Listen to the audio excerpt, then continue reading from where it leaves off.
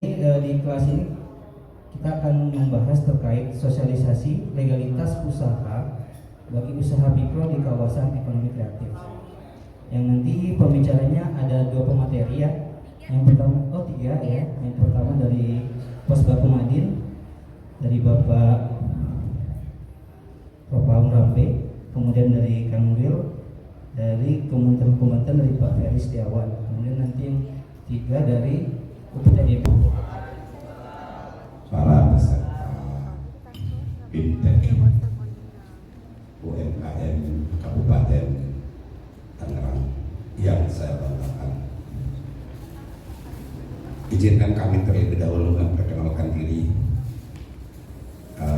Nama tadi sudah disebut moderator Ropakun Rambe, MAD. MAD itu adalah Master Advokat. Usia sudah 27 tahun, nggak tanggung-tanggung, tapi dibalik. Nah, pekerjaannya adalah Ketua Umum Perkumpulan Advokat Indonesia Peradin. Ini luar biasa, kalian ini langsung turun gunung ini, Ketua Umum ataupun Bapak Advokat seluruh Indonesia ini. Luar biasa. Sekaligus juga membawa gembira. Nanti akan saya paparkan, saya sampaikan. Ketua Umum Peradin berkantor di Jakarta, Dewan Pimpinan Pusat. Kalau di kabupaten, kalau di Kabupaten Tangerang, kantornya di Pasar Kemis. Kemudian pada Posbakum Adin adalah selaku pembina, karena Posbakum Adin itu adalah lembaga konsentrasi Peradin atau Perkumpulan Advokat Indonesia.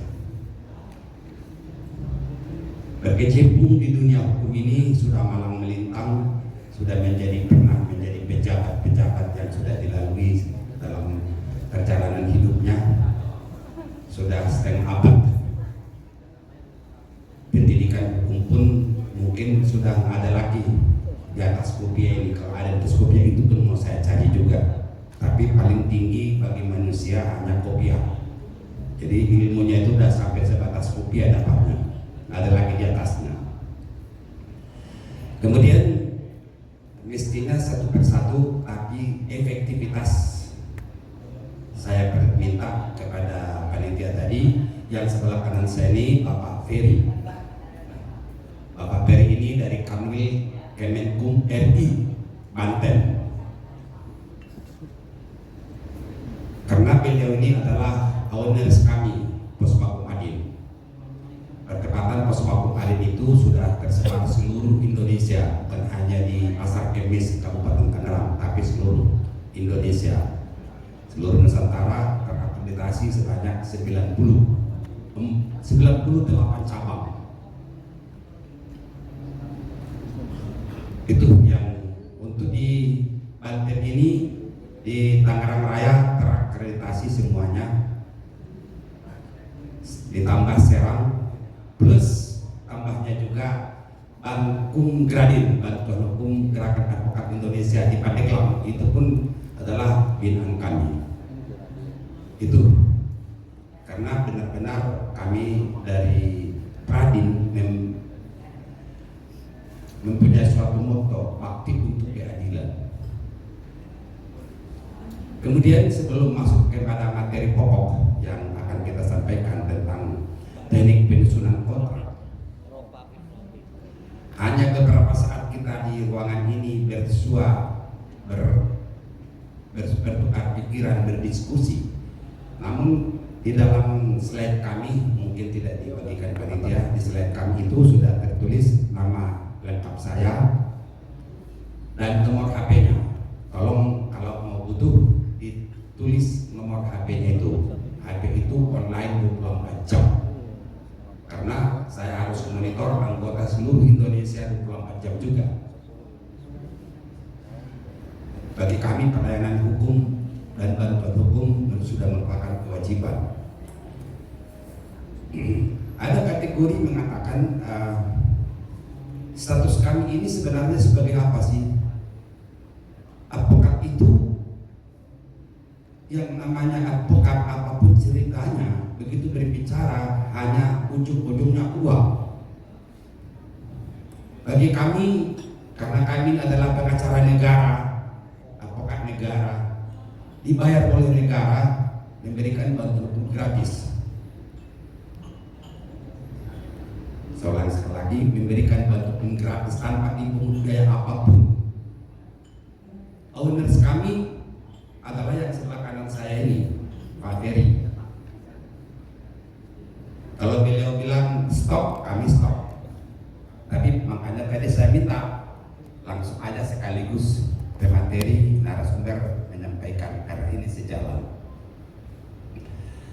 Kemudian tadi saya katakan membawa gembira, berita gembira.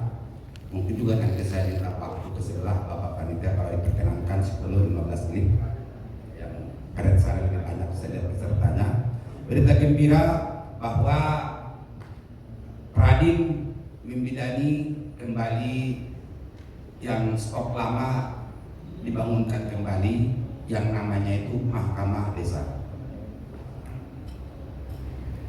Mahkamah Desa ini dirancang sejak 2025 dalam rangka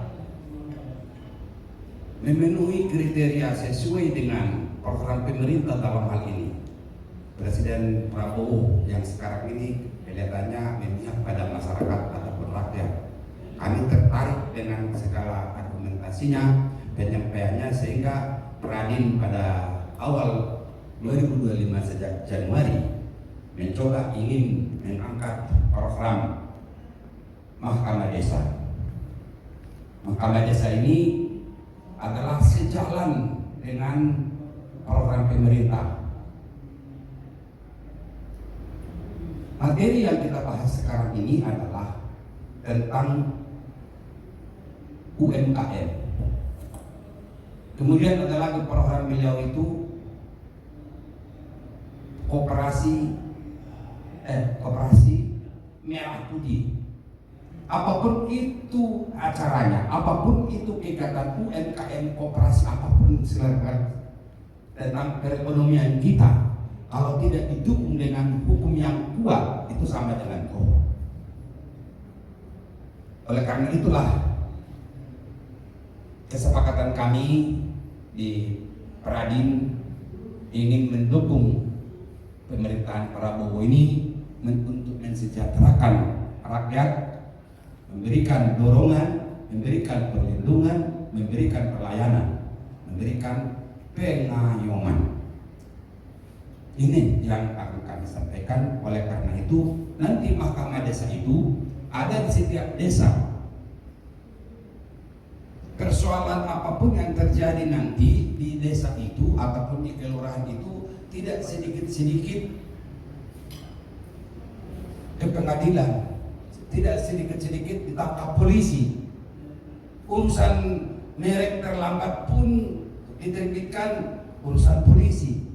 Apalagi yang namanya UMKM ini. Erat, kental, dan nyawanya adalah merek. Teknis tentang penerbitan merek, rekan saya Pak Ferry dari Kanwil akan menyampaikan nanti. Kami dari segi aspek hukumnya tentang perlindungan pengayoman. Apalagi tadi ada teknik penyusunan kontrak. Itu tidak mudah sebenarnya. Tapi bagi kami kalau ada pun di antara pelaku UMKM ini datang kepada kami dimintakan bikin kontrak, kami siap melayani 24 jam lagi. Dan tidak dipungut biaya. Yang bayarin itu sebelah kanan saya ini. Kalau dia nggak bayar nanti saya kemplang. Itu yang bayar. Karena negara membayar kami melalui bapak sebelah kanan saya ini. Namanya itu reinvestment. Demikian juga perbuatan-perbuatan hukum lainnya. Disinilah gunanya perlu diselenggarakan oleh dinas Ya, UMKM. Dinas UMKM. Iya, Dinas Koperasi UMKM ini. Kembali saya katakan tadi, saya tekankan apapun itu gerakan-gerakan perekonomian kita, kalau tanpa dengan perlindungan pengayoman hukum, mustahil. Ini yang kita alami dekade orde yang tidak karu-karuan ini, ataupun sejak lengsernya orde baru, belum memperoleh format perekonomian kita ini sebenarnya bagaimana sih? Ekonomi kerakyatan ataupun ekonomi oligopoli, monopoli? Di antara itulah semua yang terjadi sekarang. Makanya pemerintah membuat suatu institusinya menyebut dengan koperasi dan UMKM, yang mendorong, memberikan dan sebagainya. Sedikit sebagai ilustrasi, apakah produk UMKM ini tidak mendunia? Saya beberapa tahun yang lalu ke Korea Selatan, ingin membeli oleh-oleh untuk kembali ke Jakarta. Ternyata yang dibeli itu produk Tangerang. Malu saya sampai ke rumah. Berarti ini hebatnya. Di sini perlu agar supaya produk UMKM ini bisa mendunia, bukan hanya sekedar lokal. Nah, ini yang perlu. Tentu kemudian dalam hal transaksional ataupun transaksi perbuatan usaha UMKM ini, ataupun sebentar lagi koperasi, barangkali koperasi merah putih itu terjadi. Di sini sangat perlu hukumnya yang saya katakan. Salah satu kelemahan kita dalam perekonomian sejak lengsernya orde baru ataupun yang berkuasa, ini persoalannya, hukumnya sangat lemah, sehingga terjadilah baru 4-5 kali produksi sudah harus berhenti oleh karena sesuatu dan lain hal. Mungkin bapak-bapak, ibu-ibu sudah mengalami tentang kesulitan-kesulitan yang dihadapi pada akhirnya ataupun ujung-ujungnya terbentur pada pengayoman tentang hukum. Apakah kita lemah terhadap transaksinya? Apakah ada hal-hal lain dan sebagainya? Alhamdulillah ini sudah tahun kedua saya cuap-cuap di kabupaten maupun kota Tangerang ini seperti narasumber demikian, sehingga yang saya dapatkan pada waktu karena kita lakukan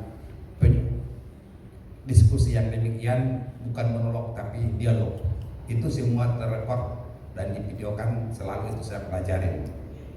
Alhamdulillah pelaku koperasi UMKM Kabupaten Kota Tangerang mungkin di atas 200-an lebih lah kami bantu, karena mereka itu berkomunikasi dengan kami hanya melalui handphone ataupun seluler, melalui WhatsApp, melalui email dan sebagainya. Jadi tidak saling merepotkan, tidak membuang waktu. Katakanlah seperti contohnya tadi saya katakan tentang kontrak. Karena kontrak ini sangat luar biasa, urgent, pentingnya. Sudah modal kecil, si distributor ataupun penyalur apapun sebutannya terlambat bayar, mogok gitu. Akhirnya jungkir balik. Ini yang harus kita cegah, hal-hal yang demikian itu. Nah, dalam hal pembuatan kontrak ini tentu berbeda dengan perjanjian. Ini kadang-kala pelaku-pelaku koperasi usaha UMKM ini, pelaku UMKM ini banyak menyamakan perjanjian, kontrak itu beda.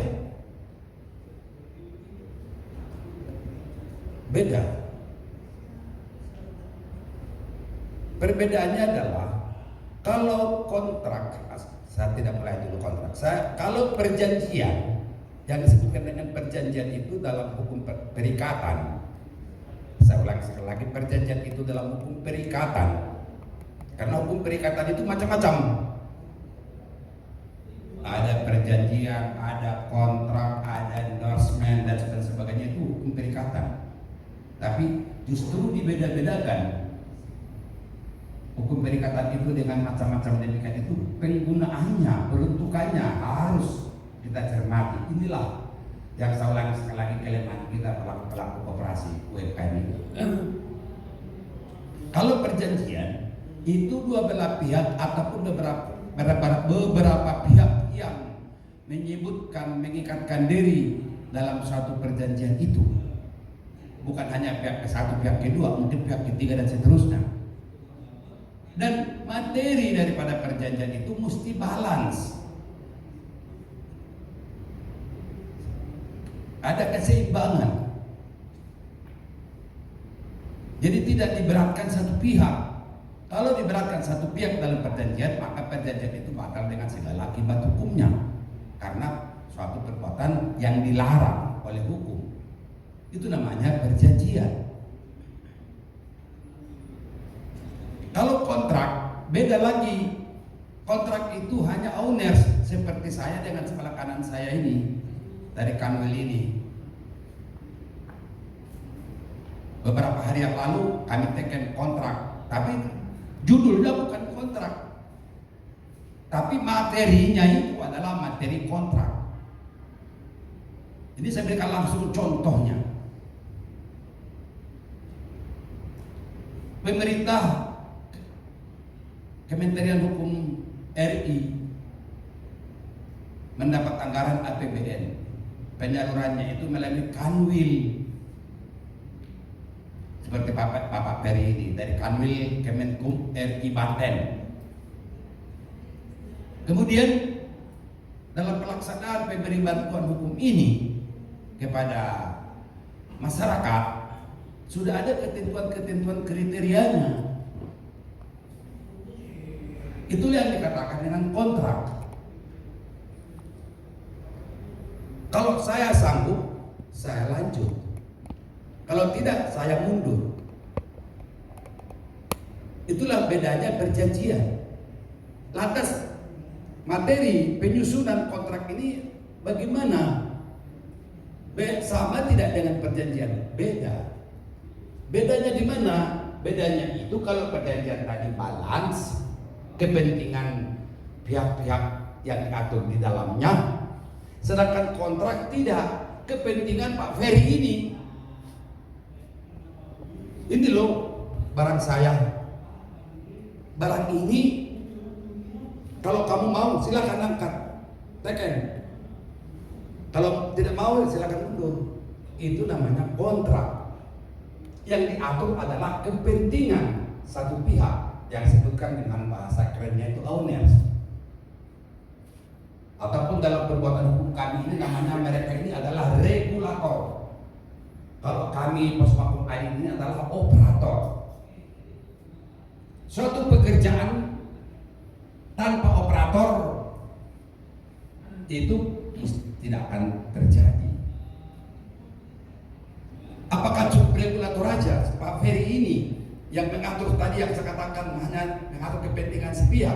Juga tidak, nggak bisa regulator tanpa kami ini, program itu, pekerjaan itu tidak akan jadi barang itu. Itulah status hukumnya antara Kemenkum RI dengan Posmakum AG. Sifatnya sifat hukum ataupun status hukum namanya itu kontrak. Yang diatur itu di dalamnya adalah kepentingan pemerintah. Ini yang sering kalian bapak-bapak, ibu-ibu yang pelaku koperasi UMKM ini, pemahaman itulah tadi yang sering terjadi. Salah satu kelemahan kita tidak bisa membedakan antara perjanjian dengan kontrak. Sehingga yang berduit ataupun katakanlah yang apa namanya Indomaret, apa namanya itu retail itu yang kalian taruh barangnya, mereka itu sudah sanggup bayar advokat pengacaranya. Si pengacara pasti dia susun kepentingan kliennya, tidak terjadi suatu balance atau kepentingan perlindungan hukum. Ini yang perlu saya tekankan kepada bapak-bapak ibu sekalian, pelaku-pelaku operasi UMKM ini, tolong itu dicermati, diamati. Kalau judulnya perjanjian harus balance sesuai dengan kepentingan yang ada di dalamnya.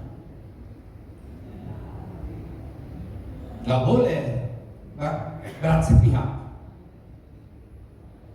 Kok kontrak itu kok berat sepihak? Bukan berat sepihak juga.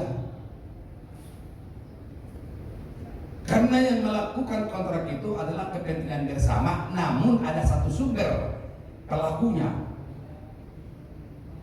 yaitu bapak-bapak pelaku koperasi UMKM ini memproduk barang. Kalian kan ini perlu dan butuh. Ulang sekali lagi, kalian perlu butuh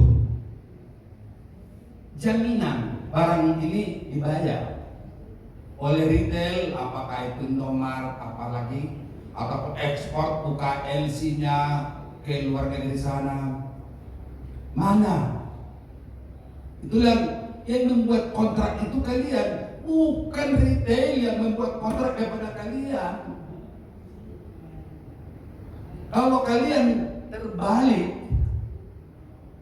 retail yang membuat kontrak, nanti kalian kelojotan, karena berarti dengan demikian dialah yang mengatur kalian pelaku usaha koperasi UMKM ini. Saat barangnya tidak laku, digenjot kalian, karena yang membuat kontrak itu adalah bapak-bapak ibu-ibu sekalian. Jadi kalian yang dibebani, jangan. Sebaliknya, mestinya kalian punya produk atau diri sendiri, lakukan pemasaran, buatkan kontrak siapa yang mau menerima retail produknya, pemasarannya. Ini yang saya cermati, saya amatin, saya perhatikan, langsung saya terjun satu tahun terakhir ini pelaku-pelaku UMKM di Tangerang ini, di kota tepatnya. Setelah itu mereka rubah, alhamdulillah sudah banyak maju. Sudah 80% di kota Tangerang itu tidak ada lagi yang jungkir balik, balik kanan segala macam, enggak. Karena itu saya tekankan, tolong itu jangan kalian yang menandatangani kontrak kepada retail ataupun kepada pemasaran. Kalianlah yang harus membuat kontrak itu kepada retail. Ini yang harus diamati, dicermati. Kenapa demikian? Karena kalian yang mengetahui kemampuan kalian memproduksi suatu barang, apalagi itu barang cemilan, ada waktu dan sebagainya. Jangan ketergantungan kepada retail-retail yang ada di luar sana. Mereka itu kan pemasaran, marketing kalian. Itu tolong itu saya tekankan. Alhamdulillah di kota Tangerang sudah berubah sejak tahun kemarin dengan sekarang. Jadi bukan lagi retail yang membuat kontrak, menandatangani kontrak, tapi sebaliknya bahwa pelaku koperasi UMKM inilah yang membuat kontrak kepada pemasarannya, retail yang tadi itu. Aman kan? Kan bisa mengatur diri sendiri, kita bisa membuat suatu kalkulasi tentang produk kita. Apalagi yang tadi saya katakan 99 itu kan punya waktu. Belum lagi terjadi masalah-masalah yang lain, mungkin dikhususkan oleh panitia dinas koperasi UMKM Kabupaten Tangerang ini. Sering terjadi tentang merek, berurusan dengan pihak wajib. Nanti Pak Ferry akan menjelaskan tentang hal-hal yang demikian itu. Dan kalau begitu ibaratnya terjadi ada masalah, nggak usah repot-repot, hubungin HP saya. Kita bantu, kita tolong. Bila perlu nanti kita koordinasi dengan Kanwil. Jadi sekarang ini nggak lagi harus seperti zaman dulu. Haki itu dulu di Kabupaten Tangerang di Batu Ceker. Nah, sekarang sudah pindah ke Kuningan Jakarta. Kantor Hakinya. Sekarang enak lagi, sudah ada lagi di Kanwil, sudah bisa ngurusin merek segala macam. Dan bisa lagi online, sudah bisa online. Kalau dulu mengurus namanya sertifikat merek, pengalaman saya namanya disebutkan dengan tingkatan kami itu haki, kekayaan intelektual itu luar biasa, makan waktu, makan biaya besar dan sebagainya. Dan juga termasuk saya korban daripada merek. Tuh bayangin seorang advokat senior bisa jadi korban merek. Apalagi bapak-bapak, ibu-ibu sekalian pelaku koperasi PMK ini. Saya sangat berterima kasih sekali kepada Dinas Koperasi UMKM Kabupaten Tangerang yang menyelenggarakan demikian, memberikan pembahasan hukum yang lebih terang, lebih gagah, supaya tidak terjadi kegelapan istilah yang ada mulai sekarang. Dengan adanya kami ini di sini memberikan begitu luas nanti cakrawalanya bagaimana menembus tapal batas perekonomian kita ke depan, mendorong agar usaha UMKM ini lebih giat, lebih produktif. Kalau produksi kalian, jujur saya katakan tadi, saya udah keliling jagat raya lah. Nggak usah jauh-jauh ke Asia Pasifik, ke Eropa. Di Singapura ada banyak barang kalian. Tapi ada tapinya. Kembali saya katakan, istri saya bilang, Pak, ini buatan Tangerang, cuma bisa diganti merek sama dia. Ini masalah dengan Tangerang ini, Pak. Tuh, Batu Ceker itu pabriknya. Astagfirullahaladzim. Nah, ini satu kelemahan bagi UMKM ini. Mungkin produk itu belum dilindungi undang-undang. Mungkin sampai barang itu dan laris manis. Itu di Korea Selatan saya katakan tadi. Karena saya katakan orang di sana, asisten saya, kalau kamu beli oleh-oleh, dia belikan, Pak, mesti di-order sekarang. Terus besok baru ada. Oh ya nggak apa-apa. Kok hebat sekali ini oleh-oleh ini, harus order dulu. Bangganya saya itu pulang ke Jakarta, menyerahkan sang istri tercinta. Begitu dibuka pakai gunting, Pak, ini dari Batu Ceper, kata astagfirullahaladzim. Nah ini tidak kurang kualitas produk UMKM ini, banyak. Dan bahkan juga banyak mencontoh di luar-luar di sana. Seperti di New Zealand, Selandia Baru. Pernah saya ke sana. Murni apa itu namanya? Alah, yang orang sini Banten ini, batik itu, batik Tangerang, wih cantiknya. Datang teman saya, dia beli leher Tangerang. Tahu-tahu di belakang lehernya itu Made in Tangerang. Astagfirullahaladzim. Nah ini antara lain. Nah ini yang perlu semua. Mungkin nanti Bapak Ferry akan menjelaskan tentang merek, tentang perlindungan hukum dalam produk. Itu yang tentang pensiunan kontrak tadi, teori-teori hukumnya sudah saya jelaskan. Itulah di slide kita pun sudah ada. Mungkin nanti bisa dimintakan panitia, lebih tepatnya kita melakukan dialogis agar supaya lebih semarak, lebih mantap.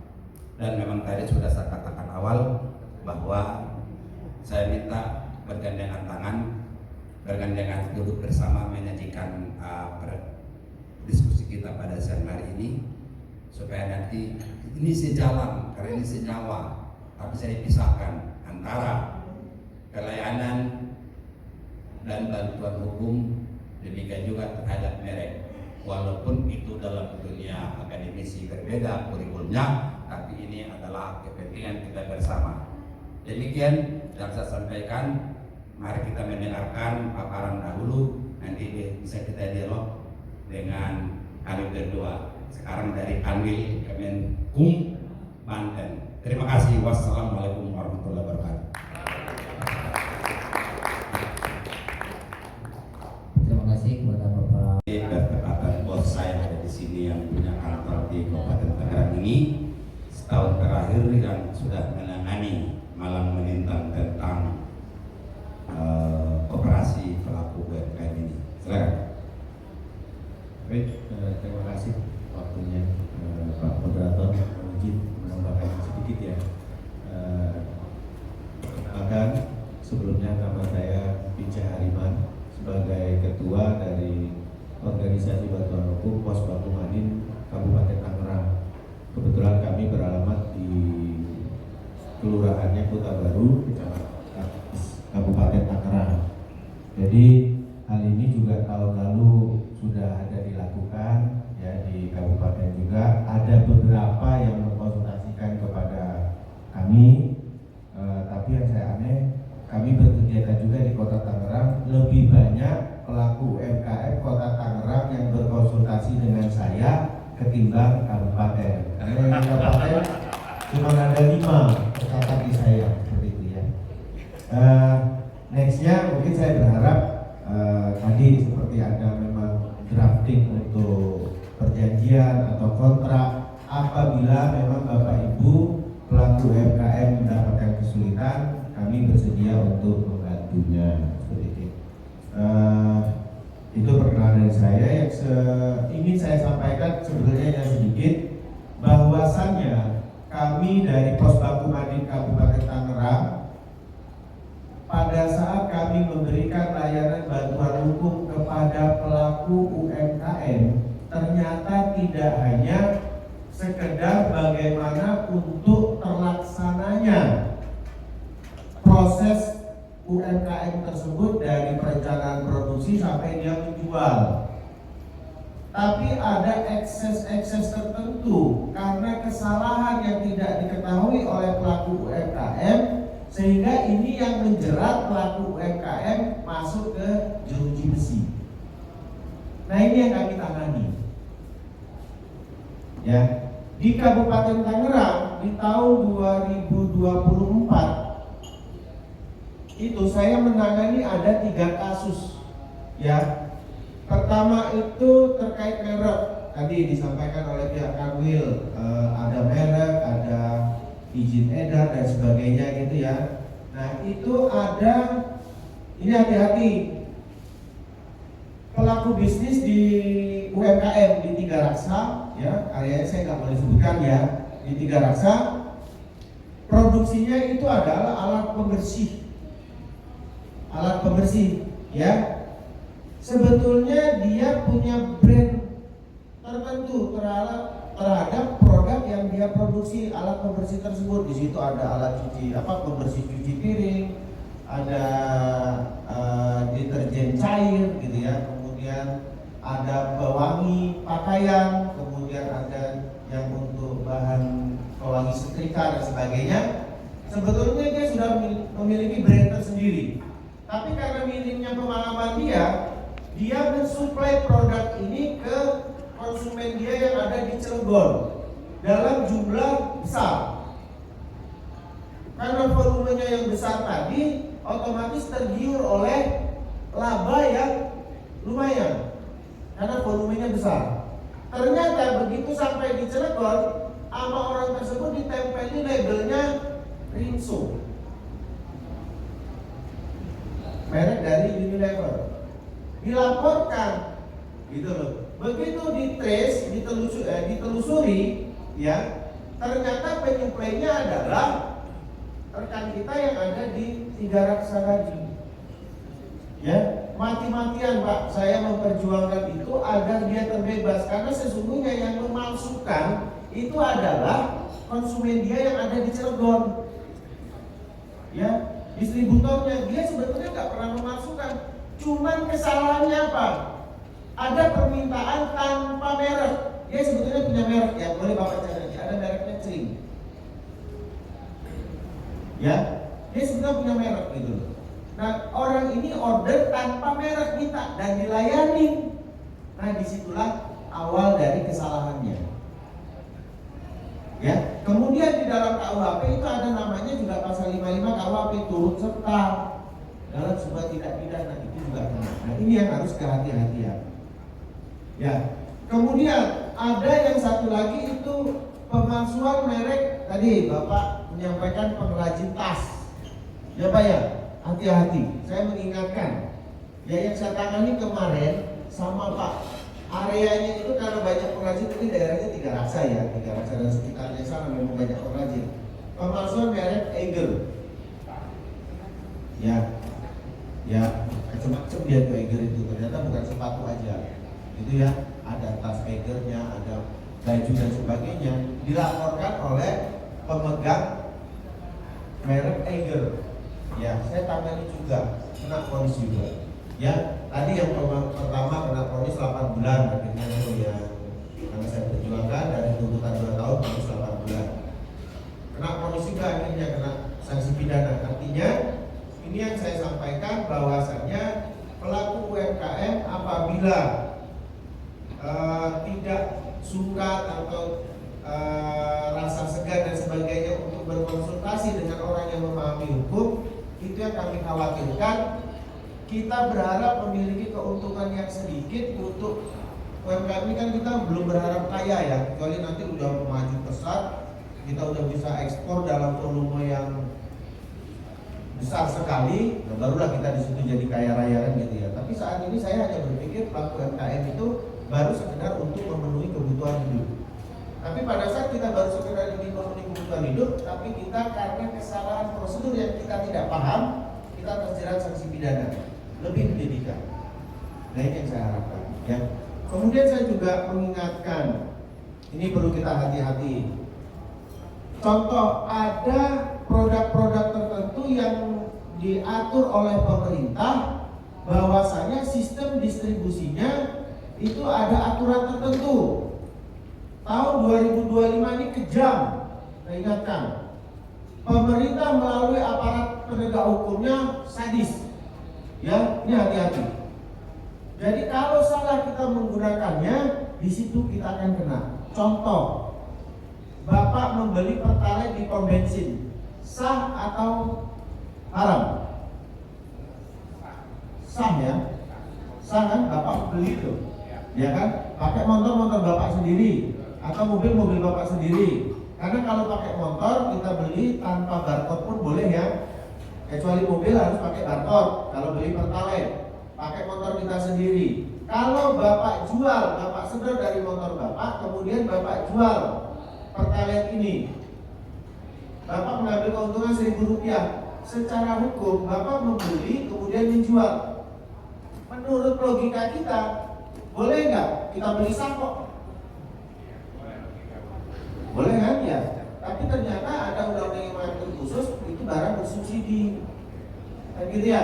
Nah, ini yang kemarin baru putus Pak, saya tangani. Kejadian di Rajab itu 2 orang, di Kecamatan Kosambi itu 8 terdakwa yang saya tangani.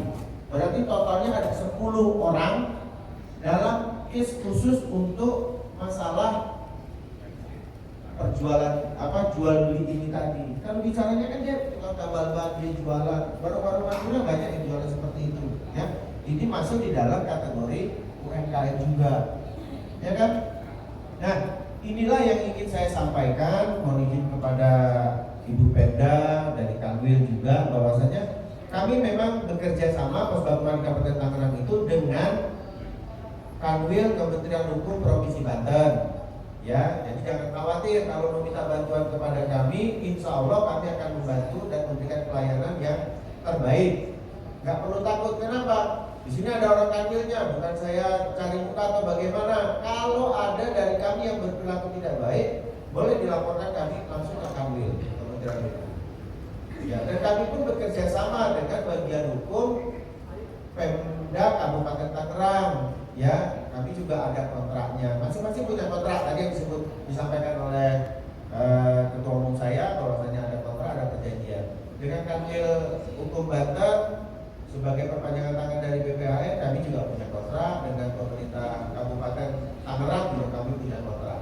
Artinya kami terafiliasi dengan instansi milik pemerintah tersebut. Jadi jangan ada kekhawatiran, jika memang ada kendala kami siap memberikan bantuan dalam bentuk apapun. Contoh ada masalah, pendampingan untuk konsultasi, pendampingan penyidikan atau bahkan pendampingan di persidangan, insya Allah akan kami lakukan. Ini hanya sekedar edukasi bahwasanya memang terjadi oleh para pelaku UMKM pada saat dia salah mengambil langkah, maka dia akan berhadapan dengan hukum. Demikian yang dapat saya sampaikan sedikit, Pak. Terima kasih. Wabillahi taufiq wal hidayah. Assalamualaikum warahmatullahi wabarakatuh.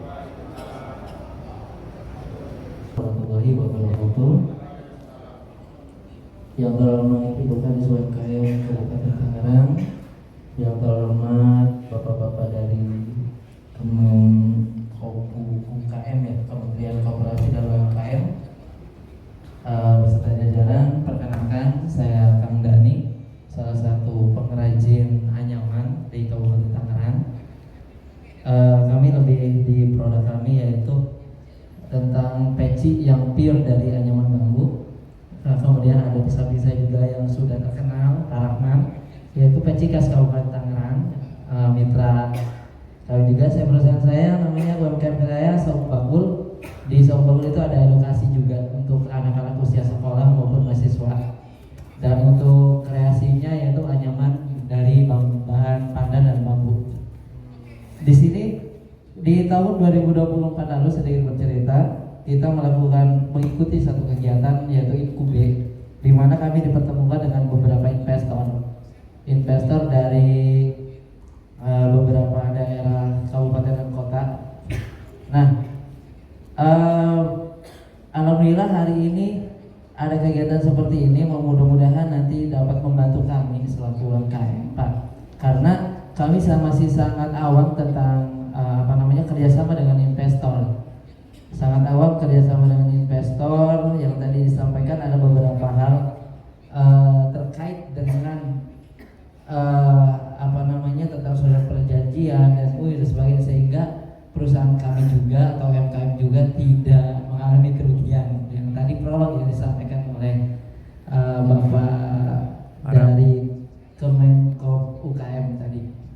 Nah, mudah-mudahan melalui acara ini sangat akan membantu kami para pelaku UMKM, khususnya memilih membantu bagaimana caranya mendampingi kami biar lebih bisa memilih investor agar UMKM kami, perusahaan kami juga tidak mengalami kerugian secara sepihak, Pak. Nah, mudah-mudahan nanti bisa semakin bersinergi dengan pemerintah Kabupaten Tangerang, membantu kami di bawah untuk menjadi fasilitator di bidang tersebut, Pak. Yang kedua, tentang haki, alhamdulillah dengan dibantu Dinas Koperasi dan UMKM, kami UMKM sudah diberikan fasilitas tentang haki. Namun kami juga kadang kesulitan untuk menemukan apakah haki kami sudah masuk atau belum, Pak. Nah, kira-kira mungkin karena saya kurang begitu tahu, ada layanan-layanan yang mungkin bisa ngecek, Pak, ya, tentang apakah haki kami sudah terbit ataukah belum.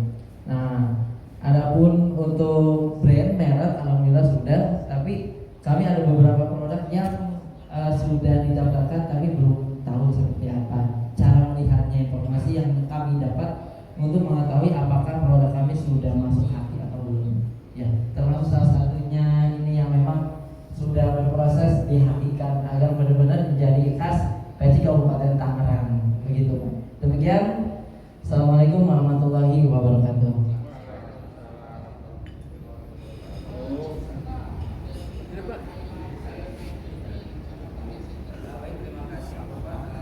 Ini ada satu lagi.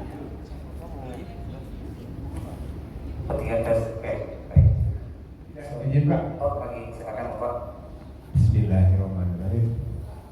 Assalamualaikum warahmatullahi wabarakatuh. Mohon izin Pak Haji, teman-teman UKM mewakili kelompok saya. Perkenalkan, nama saya Ijeka Semara, penyintas kulit traktir dari Kecamatan Tisoka, Kabupaten Tangerang, dan mewakili teman-teman pengrajin juga. Alhamdulillah hari ini dapat pencerahan yang masalah bantuan hukum dari Pak Rambe. Mohon izin, syukur alhamdulillah hari ini kami bisa hadir di forum ini yang berbahagia, dapat tambahan ilmu ini. Bertahun-tahun saya pelaku usaha mikro kecil, baru kali ini juga ketemu dengan bagian hukum. Tapi alhamdulillah selama ini yang saya lakukan atas kegiatan agak mengerti lah, memahami semua yang dipaparkan, karena dari proses haki apa ya, untuk pribadi saya lebih banyak mengerti, agar apa pengetahuan itu kan harus kita sampaikan ke teman-teman yang belum bisa hadir. Nah itulah ilmu yang didapatkan hari ini. Betul kata Pak Rambe tadi, produk kita itu kerajinan udah bisa ekspor ke luar negeri atau disukai luar negeri, tapi tidak dalam bentuk ekspor, Pak. Terutama produk saya ya Pak ya. Kebetulan saya tuh produk saya yang dihasilkan itu tas kulit dari reptil, Pak, kulit binatang, biawak, piton, buaya. Kebetulan konsumen saya juga Korea yang ada di Indonesia sebelum COVID ya. Jujur mereka sifatnya ke kami itu job order, Pak, job order pesanan gitu ya. Saya melayani pesanan mereka. Iya tanpa merek. Saya sudah punya merek lain. Saya jujur saya udah punya merek haki, Pak, namanya Awitali. Itu. Awitali. Ya Awitali karena kan kita orang Sunda gitu ya. Ada filosofinya insya Allah. Tapi mereka tidak mau pakai merek kita, Pak. Polos aja gitu, polos. Itu. Jadi orang Korea yang ada di Indonesia, dia memasarkannya yang pernah saya alami itu ke Vietnam, Singapura, Kanada, terutama ke negaranya. Sistemnya karena kan berhubungannya dengan nyonyanya ya, bukan misternya gitu kan. Walaupun ada juga misternya, Pak. Ini pengalaman aja lah buat motivasi teman-teman. Jadi mereka nyonyanya itu datang ke Indonesia 2 bulan gitu pesan. Nah setelah dapat barang banyak mereka pulang, Pak, gitu ke sana. Jadi ya dijual lah ke sana. Gitu. Makanya kan mereka juga di sini maunya harganya murah, walaupun mungkin di sana mahal ya seperti Bapak bilang tadi. Jadi pengalaman itulah sebagai pengrajin. Tapi kami tidak bisa menembus ekspor, Pak, dengan catatan prosedurnya banyak, terutama untuk kulit ya ada pembatasan, Pak. Saya sudah berhadapan dengan dinas BKSD kebetulan wilayah Banten, tapi tidak di Banten, Pak, ke Jakarta. Itu pelayanannya di BKSD Jakarta. Nah itu pun panjang, Pak, hampir 4 meja yang harus dilewati untuk mendapatkan status legalitas kulit yang bisa dijual keluar. Nah jadi itu hambatannya. Jadi status ada Tangerang untuk wilayah Tangerang ke mana tuh, ke Cengkareng, baru ke kehutanan. Nah itu saya belum tembus. Ada lagi yang paling susah itu asosiasi, karena dia yang punya kuota ekspor. Itu yang saya tidak tembus karena ya kami UKM lah, modal kecil, Pak, gitu kan. Nah seperti itu pengalaman yang saya hadapi, terutama yang mewakili teman-teman. Dan satu lagi, Pak, yang sering berhadapan dengan hukum itu, terutama di kalangan pengrajin usaha kecil itu masalah BI checking, Pak, slik OJK itu di lingkungan kami jujur pengrajin sepatu banyak yang pakai merek dumping itu, Pak, di sekitar Tangerang lah, Belaji atau teman-teman UKM pasti tahu itu. Kenapa begitu sulitnya untuk maju? Karena ya mereka berhubungan dengan BI checking. Jadi kredit motor tidak bisa bayar, ya udahlah kreditnya tidak bisa bayar, akhirnya kan keluarlah BI checking, Pak. Jadi itu yang saya sampaikan di forum Bapak. gimana solusinya gitu agar BI checking itu tidak membebani atau tidak memberatkan UKM. Kalaupun kami mengerti lah usaha ratusan juta kena BI checking itu masuk akal gitu ya, tapi bagi usaha mikro kecil kredit motor belasan juta walaupun tidak sepenuhnya belasan juta tapi kena BI checking Pak, nah itu yang menjadi terpuruk lah gitu. Mohon penjelasan, mohon wawasannya untuk masalah BI checking Pak. Mungkin itu aja Pak Haji ya teman-teman, penyampaian saya, semoga jadi pertimbangan Bapak-Bapak. Wabillahi taufiq wa hidayah. Wassalamualaikum warahmatullahi wabarakatuh.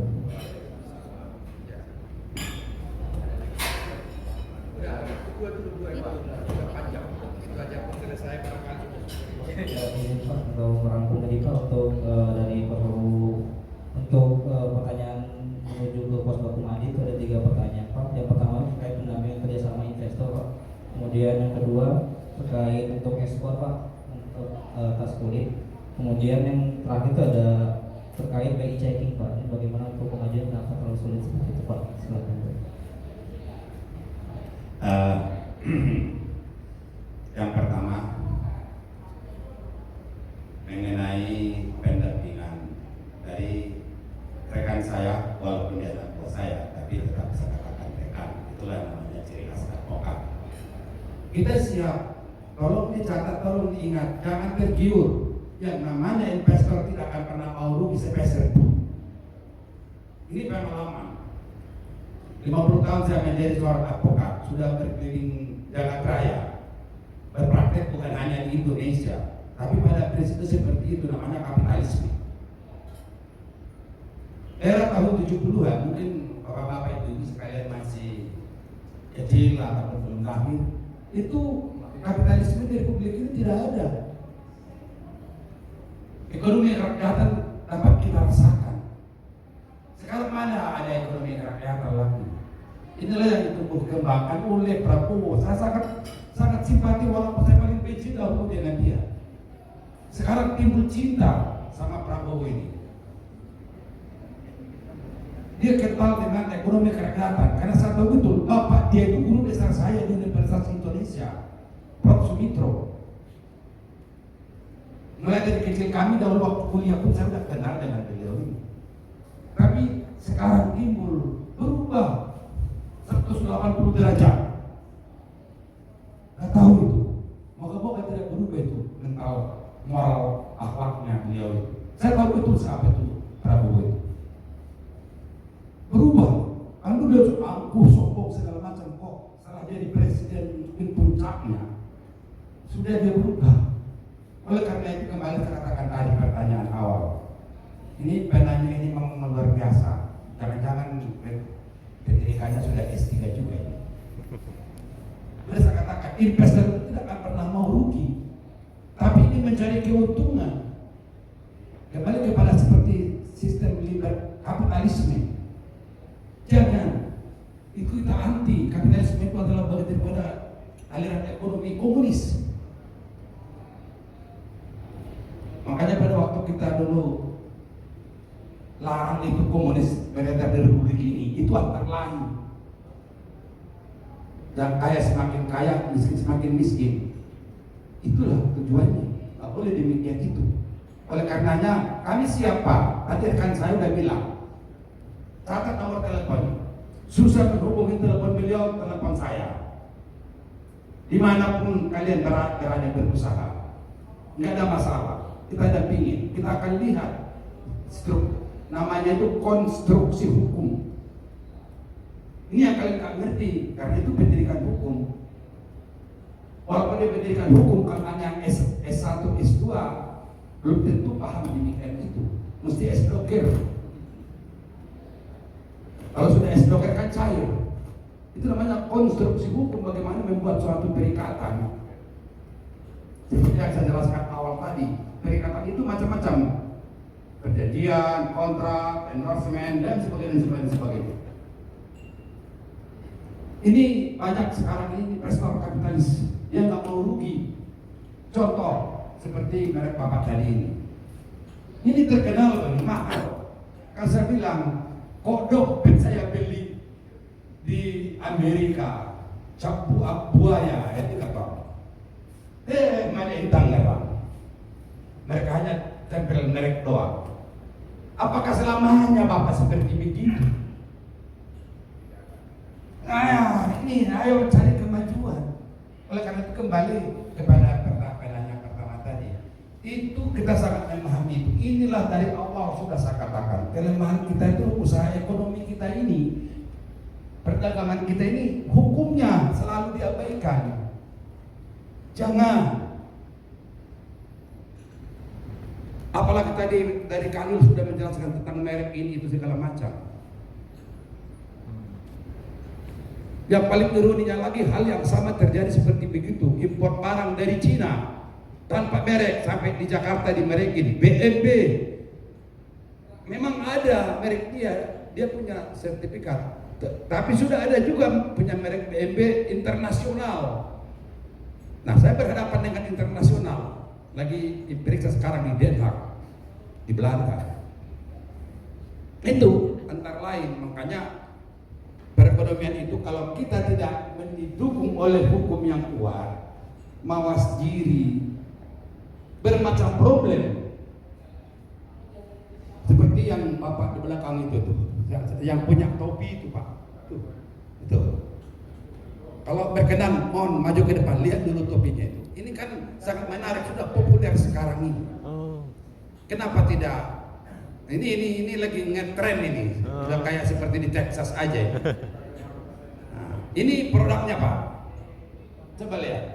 Nah, terima kasih. Ini lagi ngetren ini. Memang ini bisa dibikin di Amerika, di Eropa ada bambu. Ada di sini, pakainya pun seperti Bapak tadi itu, bukannya semua untuk melindungi bukan, di belakang begini. Ini kan Excel. Ini kalau nanti nggak diurus paten merek dia segala macam, nanti dibikin orang. Akhirnya Bapak itu nggak bisa lagi bikin begini. Ini yang sering terjadi. Atau saya investor nih, kamu saya kontrak ya. Kau bikin begini, terus saya bikin mereknya. Nah, otomatis nyawa beliau itu, napas beliau itu di tangan saya. Ini kan namanya kapitalis. Seperti Bapak punya kerajinan seperti itu. Saya udah tahu kamu itu UMKM, modal kecil. Mungkin kamu saya beri modal 1 miliar aja, kita sudah bisa ekspor. Nah itu dia. Ya, 1 miliar tadi dikasih uang saya tolak. Karena tadi proteksi oleh dia. Iya. Itu dia. Disinilah yang perlu. Nah, sekaligus menjawab pertanyaan Bapak tadi itu. Sebenarnya kalau Bapak itu membawa namanya bendera UMKM, nggak ada masalah ekspor ke luar negeri. Lapor ke saya, nanti lapor sama Presiden. Nggak ada itu. Itu hanya inilah birokrasi, kalau bisa dipersulit, kenapa dipermudah? Kalau bisa diinjak, kenapa dikasih bernapas? Ini kita harus lawan. Ini yang maka saya katakan, kita ingin mendirikan mahkamah desa semua. Ingin saya berikan edukasi seluruh rakyat ini, tidak dibodoh-bodohi. Motto Pospa Komadin, anti pembodohan dan pembohongan hukum. Jadi hukum sekarang diperalat. Yang melanggar hukum itu bukan Anda anak bapak-bapak ini semua. Yang melanggar hukum itu adalah penegak hukum. Tapi dia termasuk ambil. Yang mana penegak hukum tidak melanggar hukum? Polisi, nggak perlu kita bicarakan. Jaksa, hakim sekali. Kasihan saya di sana orang kecil, saya terlahir di Tapanuli, di Batak sana itu. Terlahir saya di sana. Saya anak orang susah. Sebenarnya saya nggak kuat, nggak dipaksakan rekan saya tadi, Bapak harus pakai baju ini. Biasanya saya pakai biasa-biasa aja. Karena nanti mau dibuka sama bupati katanya, Bapak harus berpakaian style lah. Kalau nggak biasa saya sama dengan Bapak ini. Saya adalah orang susah. Kasihan rakyat ini. Bukan saya nggak hebat, masyarakat pekat. Hebat, tapi aku turun gunung. Umurku 72, berapa tahun lagi aku hidup ini. Apa yang harus kutinggalkan di dunia ini? Akankah aku biarkan rakyat ini seperti begini? berusaha pun nggak bisa. Cuma aja kalian tidak bisa mengatakan ini kapitalisme, karena mohon maaf, mungkin pendidikan ala kadar. Tapi kalau kita ini intelektual ini, enggak lah. Kita semua menilai, membuat.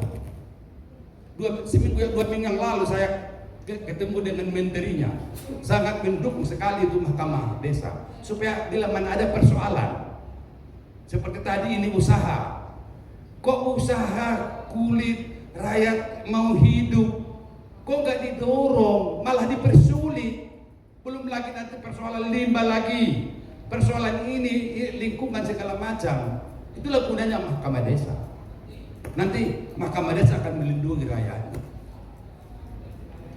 Ini yang penting. Tadi anggota saya sudah mengatakan, kenapa kita bentuk di Kabupaten Tangerang mahkamah desa itu sudah koordinasi dengan pemerintah kabupaten, melalui kabak hukumnya, untuk melindungi bapak-bapak sekalian. Jadi kalau ada persoalan, tidak serta-merta tangkap, usut dulu dong. Ini enggak, kalau bisa dicari-cari kesalahan. Ini kan yang kita sangat memahami, sangat memahami. Kita tidak juga egois, saya juga tidak egois. Makanya 3 anak saya besar-besar salah, nggak ada yang mau jadi penguasa lah. Alhamdulillah. Itu. Nah, termasuk seperti UMKM ini. Ini dicari orang di luar negeri ini. Di sini itu harganya cuma Rp25 ini, 20 berapa? 25.000. Ini pernah saya jual di Mekah waktu saya haji ketiga lupa saya. Saya jual itu bukan saya jual sebenarnya. Dia sangat pengen sekali peci yang saya pakai ini. Saya bilang dia bayar, saya bilang nggak usah bayar. Dia bilang tapi disalamin juga duit saya. Bapak tahu berapa? $3.000. Tapi ini kenapa tidak ada di Mekah jual ini? Kenapa di Timur Tengah tidak ada yang menjual barang ini? Ini kan produk UMKM. Dicari orang di luar negeri, tapi heran saya kenapa pengusaha-pengusaha UMKM ini nggak kirim ke sana, ke Singapura, karena di sana, apalagi ke Cina. Di Guangzhou itu paling dicari peci. Timur Tengah. Ini kan perlu dorongan. Makanya saya katakan kembali kepada pertanyaan penanya pertama tadi. Insya Allah Pak akan telepon kami siap. 24 jam. Online itu HP. Nggak ada masalah. Kita tetap jaga. Kami juga tidak mungkin terlalu repot. Kan ibaratnya ada perjanjian. Kan minta dulu draftnya. Sampaikan kepada kami. Kami kan pelajari. Sebatang rokok selesai. Nggak susah-susah. Kita akan melihat di mana balancingnya, di mana konstruksi hukumnya, di mana kausalitasnya. Semua perjanjian-perjanjian demikian. Begitu juga kontrak. Kalau kalian produk kalian, barangmu sendiri, duitmu sendiri, ini keropokan saya ikat. Kasihan rakyat ini. Kalau barangmu jual, kalau dia mau barangmu seperti bapak-bapak ini, kamu yang bikin kontrak. Kan kamu owner, kamu yang punya barang. Bukannya karena seperti yang saya katakan tadi, aku punya duit, Pak, ini hobimu, saya order ya, saya bikin. Karena saya pintar, saya bikinlah mereknya di sini, ini. Habis itu jadi milik saya ini. Nah kalau sudah milik saya, Bapak tinggal kapan pun tetap juga pengemis. Mohon maaf, tujuan saya baik. Kenapa? Karena nggak punya kekuasaan, nggak punya kekuatan. Inilah gunanya UMKM ini. Tujuan pemerintah membuat UMKM supaya bawa bendera UMKM itu, di mana ada birokrasi yang nggak beres, di mana ada yang mempersulit, bahwa UMKM insya Allah akan dilindungi. Berurusan dengan pemerintah. Itu tujuan sebenarnya. Seperti Bapak tadi nih. Itu kan sangat dicari orang, Pak. Barang langka sekarang itu. Karena di Amerika sudah dilarang dari reptil itu untuk bahan apapun. Tapi di negeri ini kan masih. Terus ada pembatasan, bohong pembatasan. Di mana yang bilang melarang itu? Kulit ini. Tidak ada itu. Itu hanya permainan semata. Birokrasi yang saya katakan tadi. Kalau bisa dipersulit, kenapa dipermudah? Kalau bisa diinjak, kenapa dikasih bernapas? Bertentangan di batin saya semuanya. Tapi bukan instansionalnya, tapi adalah oknum-oknumnya. Insya Allah saya minggu depan barangkali ketemu RI 1. Saya akan katakan, buatkan tim 1. Akan saya minta, tolong berikan aku 100 Kopassus membersihkan Republik ini. Selesai. Minggu depan pulang dia dari luar negeri. Kenapa? Hal-hal seperti begini. Kita kan negara ini kuat kalau rakyatnya sejahtera. Negara hebat kalau orang-orang yang intelektual berpendidikan. Apakah anak bangsa nggak ada yang pintar? Banyak di luar negeri sana yang membuat Boeing itu putra asli Indonesia, Habibie. Masih banyak komponen-komponen anak-anak bangsa ini pintar di luar negeri sana. Tapi ogah hidup di negerinya sendiri. Kecuali saya, orang masih mungkin nggak tega meninggalkan Republik ini karena keluarga anak istri saya semua di sini. Nggak mau.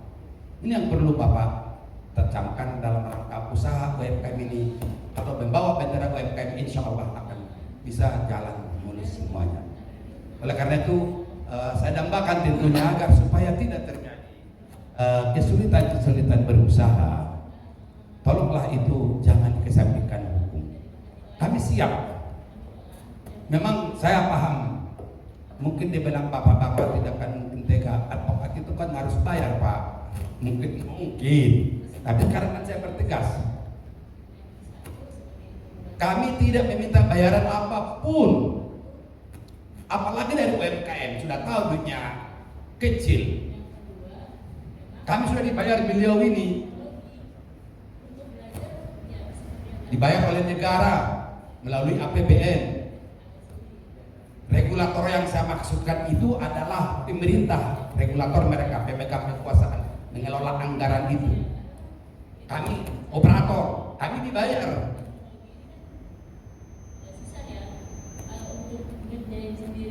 Untuk satu konsultasi dibayar mereka ini 200.000 1 jam. Jadi bukan bayaran saya murah, Pak, mahal. Tapi yang bayar bukan Bapak, yang bayar beliau ini. Mudah-mudahan sehat balap pihaknya ini. Itu lagi itu dari kami berdua ya. Nah itu dia dari kami itu. Ini teman seperti saya, status yang sama, beda fungsi. Fungsi mereka regulator namanya. Nggak ada yang tahu untuk berucap kata, membuat kata-kata itu. Termasuk beliau-beliau ini nggak tahu itu bahasa itu, regulator. Kenapa? Karena yang membuat undang-undang bantuan hukum adalah saya, namanya advokat Rompaun Rapi. Kemudian kami OPH ataupun PPH, pemberi bantuan hukum, namanya itu operator. Kami tanpa regulator bisa bekerja. Regulator tanpa operator tidak akan bisa bergerak. Itulah dulu kami ciptakan undang-undang baru tahun 2009-2010 disahkan menjadi undang-undang 2011. Cukup jelas semuanya di situ. Termasuk juga Mahkamah Desa yang saya maksud di situ sudah 2 undang-undang mengatur tentang Mahkamah Desa itu. Undang-undang pemerintahan desa dan kelurahan, undang-undang bantuan hukum cukup kuat. Nah sekarang ini ada kemauan nggak kepala desa ini? Ini kita sedang sosialisasikan supaya segera terbentuk seluruh Nusantara Mahkamah Desa ini.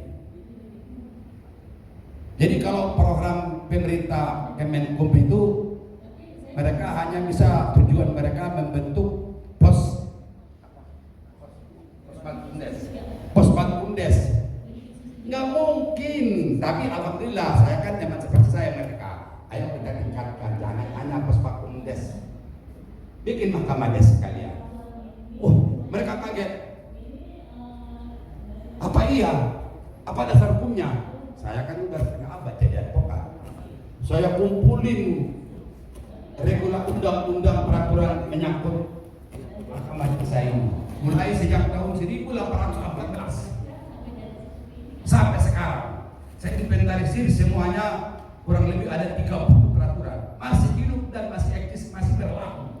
Hanya saja kita ini keranjingan luar negeri. Kalau sudah membawa teori hukum dari luar negeri, hebat. Inilah Republik Konoha ini. Padahal kita punya akar hukum yang paling sangat mendasar yang disebutkan dengan adat istiadat. Di daerah Banten ini, kebenaran saya muridnya Ki Armin dari Kayu Kacang, Kayu Buntu di Pandeglang sana. Dan dulu ngajinya di sana. Hebat sekali adat istiadat di Banten ini. Kenapa nggak dipakai itu untuk menyelesaikan masalah? Ini masih berkutat kalau sudah memakai teori hukum dari luar negeri diimpor. Hebat, astagfirullah, subhanallah. Padahal kita punya hukum adat. Hukum adat ini yang paling berat hukumannya, Pak. Apa itu? Contohnya berbuat tidak senonoh dihukum oleh mahkamah desa. Hukumannya diarak 7 keliling di desanya bahwa dia telah berbuat tidak senonoh itu. Itu kan sangat berat. Lebih baik dia mungkin dihukum 1 tahun di penjara daripada dihukum seperti tadi. Namanya itu hukuman sosial. Kalau sekarang ini republik ini memelihara penjahat, ngasih makan tidur penjahat. Yang mana itu? Yang tadi berbuat senonoh sehingga dihukum pengadilan. Kan ini bahaya, bukan penyelesaian masalah.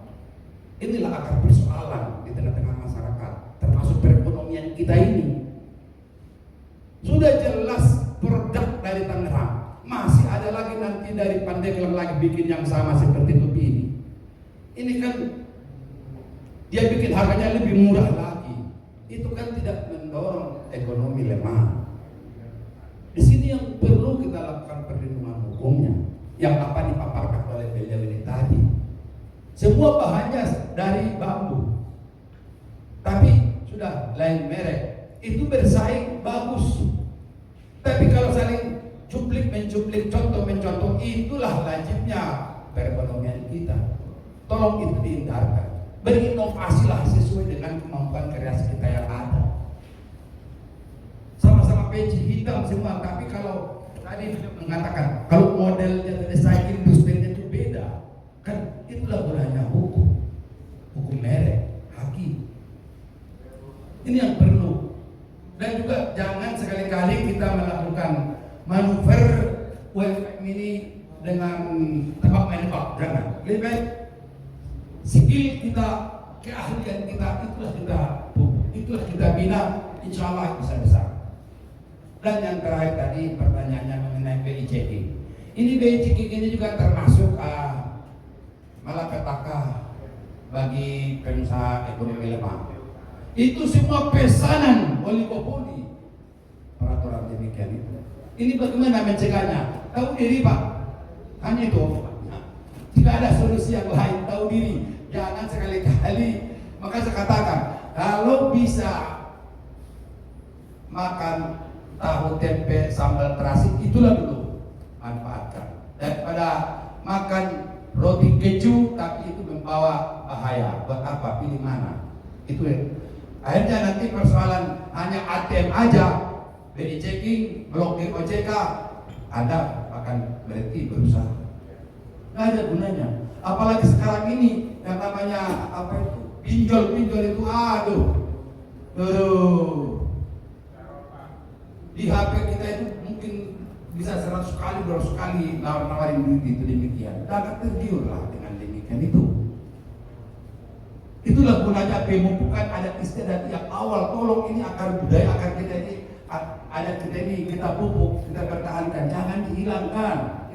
Negeri kita ini bukan negeri yang materialistis. Negara kita ini negara berbudaya yang penuh dengan keimanan, istiqomah, tawakal, daripada berbuat yang bukan. Apalagi kita kenal Banten ini kuat imannya tinggi sekali, itu jangan tergerus oleh karena keadaan. Ini yang perlu saya tekankan. Pertanyaan kembali tadi mengenai BJI itu demikian Pak. Sedikit tadi pengalaman tadi mengenai beliau menerangkan tentang haki khususnya merek. Saya ajak korban merek Pak. Saya jadi tersangka di Mabes Polri. Apakah Bapak Unrabe tersangka? Oh ada mas media mungkin di Google buka aja di situ. Tapi alhamdulillah ilmu beliau tadi terangkan itu saya pakai. Akhirnya keluar SP3 dihentikan penyidikan. Coba seorang Bapak Unrabe waktu itu berani di Indonesia ditersangkakan di Mabes Polri. Pedihnya luar biasa. Tapi karena saya tidak merasa bersalah dan saya tahu hukumnya, malah saya ketawa. Begitu status tersangka malah saya ketawa. Aduh, kok saya tersangka ya? Emang saya penjahat. Itu saya bilang sama polisinya. Kapan saya diperiksa? Jadi tersangka. Tuh, ini panggilan Pak. Saya tidak akan mau memberi panggilan ini. Kecuali saya hormat dengan polisi, tapi panggilan ini tidak akan pernah akan saya penuhi. Kecuali siapkan penangkapan bayangan saya.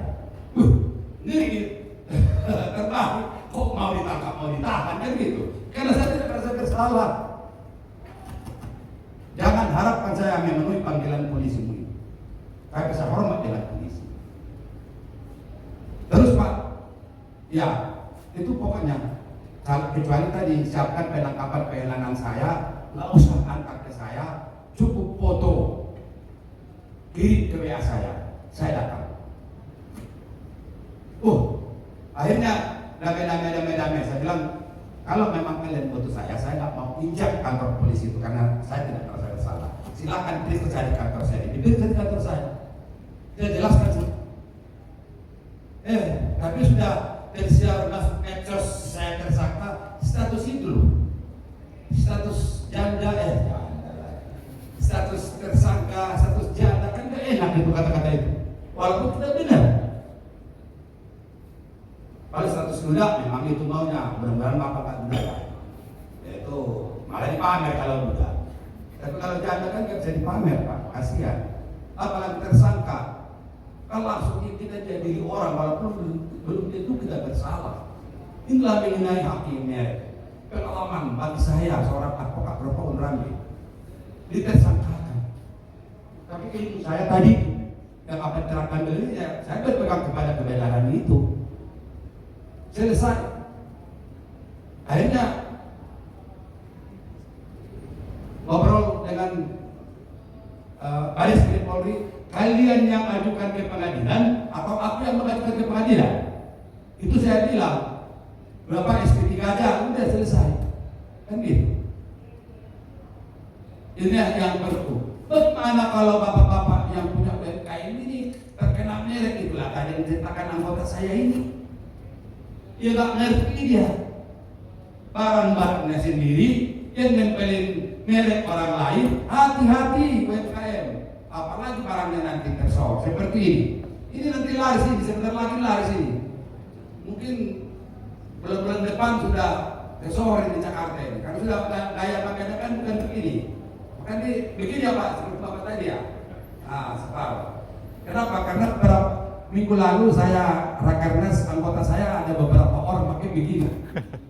Saya bilang, kadang rakernas kan seluruh Indonesia kumpul di Hotel Ciputra Borobudur. Kok pakai topi begini? Saya bilang aneh pakai topi di belakang. Ya Pak, itu gaya katanya. Nanti juga ini kalau laris lagi, hati-hati dan mulai berbenah diri ya Pak ya, untuk mendorong UMKM yang kami harganya mahal. Ini berapa harganya? Mohon maaf. Tuh coba, bikin ini mungkin satu hari nggak selesai ini. Berapa hari bikin ini Pak? Bisa satu hari satu ini. Wah, 100.000. Nah itu. Jadi kembali kepada yang tadi, kami dari Pos Pakumalin memang kalau sudah dialog itu waktu itu habis ya, nggak terasa. Ya moderator, masih ada 10 menit lagi. 10 menit lagi satu hari lagi nanti sudah selesai. Nah, ini mungkin yang sudah penanya pertama sudah saya sampaikan lebih jauh, lebih dalam. Penanya kedua juga sudah terjawab. Ya, korban PI Ciking itu banyak, ribuan bahkan jutaan manusia, Pak. Karena terlambat bayar kartu ATM juga kena. Padahal dia tidak niat untuk tidak membayar, hanya terlambat langsung karena yang bekerja itu bukan manusia, sistem. Sampai dengan bapak kita ini dari Kemenkum ini, bukan bapak ini yang lihat berkas-berkas lihat apa tidak, bukan. Sistem kurang satu dokumen belum hijab. Tolong kejar dulu Pak pengumuman merek itu. Percepat Pak, bikinlah 3 bulan. Gak bisa karena itu sistem. Itu pengumuman merek itu 6 bulan. Mau dipercepat satu detik aja nggak bisa dipercepat. Tunggu, karena mereka itu yang bekerja adalah sistem. Ada satu hal tadi tertinggal tentang badan hukum. Ini pun sangat penting sekali. Tolong diperhatikan. Legalitas perusahaan itu dilengkapi dengan segala dokumen-dokumen dan persyaratan perizinan dan sebagainya. Termasuk badan hukumnya, apakah berbadan hukum atau tidak berbadan hukum. Bagaimana Pak? NIB itu. Ya Pak, NIB itu juga bukan merupakan suatu legalitas, itu hanya administratif. Tapi kalau dari bahasa hukumnya ada 2 pilihan, berbadan hukum dan tidak berbadan hukum. Tapi itu sama-sama mempunyai kekuatan yang sama. Kalau dikatakan berbadan hukum itu seperti perseroan terbatas, perkumpulan, yayasan, koperasi, itu berbadan hukum. Ada juga yang tidak berbadan hukum seperti firma, apalagi CP, ada itu, tinggal daftar aja keluar, tapi namanya tidak berbadan hukum. Itu semua kekuatannya sama. Artinya agar supaya nanti kita tidak menginginkan satu dengan lain hal, seperti Bapak punya aset usahamu itu banyak, anakmu ada 3, 2 pembagian 1 yang lemah. Ini terpental nanti apakah kita mau meninggalkan masalah setelah kita tiada? Kan tidak. Kalau itu nanti berbadan hukum, jelas itu, ataupun tidak berbadan hukum mempunyai legalitas, itu bisa. Oh ini adalah aset perusahaan, kita harus bagi dengan baik. Jadi akan terhalang nanti anak putra bapak kalau yang satu lagi itu tidak diindahkan. Itu tujuannya. Itu mengenai internal.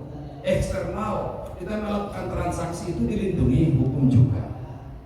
Ini yang sering terjadi UMKM ini saya temukan. Karena UMKM ini saya sebagai narasumber bukan hanya di sini, sampai ke Bekasi sana Pak, ke Cikarang, kemana-mana.